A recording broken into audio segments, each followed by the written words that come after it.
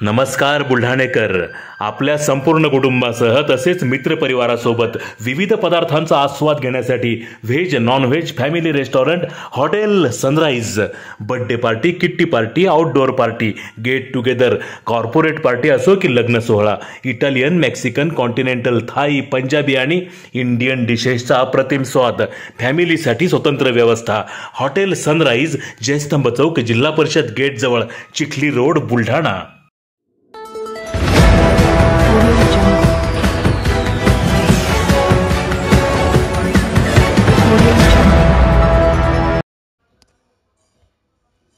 हिंदूंनी 2 किंवा 3 अपत्य जन्माला घालावे.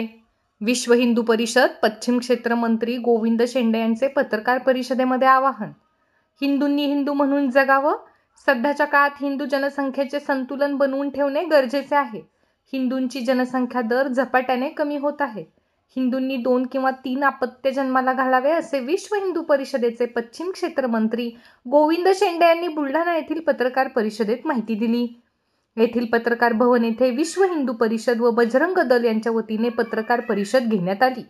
या पत्रकार परिषदेला विश्व हिंदू परिषदेचे पश्चिम क्षेत्र मंत्री गोविंद शेंडे, विश्व हिंदू परिषदेचे जिल्हा मंत्री माधव धुंदाळे, बजरंग दलाचे संयोजक डॉक्टर मयूर करे, विश्व हिंदू परिषदेचे शहराध्यक्ष उत्कर्ष ढाकणे उपस्थित होते.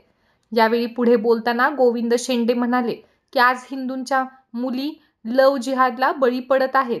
त्यांना आपल्या जाळ्यात ओढून त्यांच्याकडून 5 ते 6 अपत्य करून घेतले जात असल्याचा आरोपही यावेळी त्यांनी केला. हा मुद्दा तुम्ही कसा हाताळणार? जोपर्यंत इथे हिंदू बहुसंख्यक आहे तोपर्यंत हा देश आहे. हा, ते मान्य आहे. पण तिसरं अपत्य जर झालं, 3 अपत्याला कोणत्या योजनेचा लाभ मिळत नाही, निवडणुकीला उभं राहता येत नाही, हा मुद्दा तुम्ही काय म्हणतो की 2 किंवा 3 नाही, मग तुम्ही एक तर 2 ठेवा किंवा 3 सांगा. असं आम्ही काय घ्यायचं? माझे अनेक मित्र आहेत की त्यांचे 3 आणि 4 मुलं आहेत. मग दुसरा जो पक्ष आहे त्याचे तर 8 आणि 10 आहेत. मग काही काही गोष्टी मानसिक आहे. संतुलन आहे की एक 8-10 जन्माला घालतो आहे आणि एकच जन्माला घालतो आहे. हेच असंतुलन आहे. सरळ सरळ जर तुम्ही प्रत्येकाला म्हणत असाल तर 3 जण म्हणतात, हा मुद्दा मी प्रत्येकाला नाही म्हणतो मी.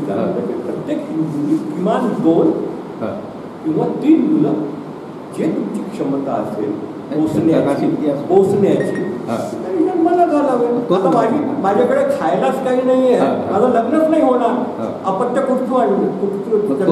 असे बरेच हिंदू समाजामध्ये बरेच गोरगरीब आहेत, त्यांना 2-3 अपत्य मागायच्या काळात हे कसं शक्य आहे? हे तुम्ही कसं हँडल करू शकता?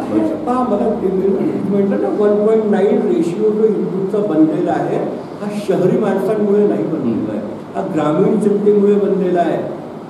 ग्रामीण जनतेने पण हे जर स्वीकार करून घेतलं ना तर 1.5 वर येऊन जाईल.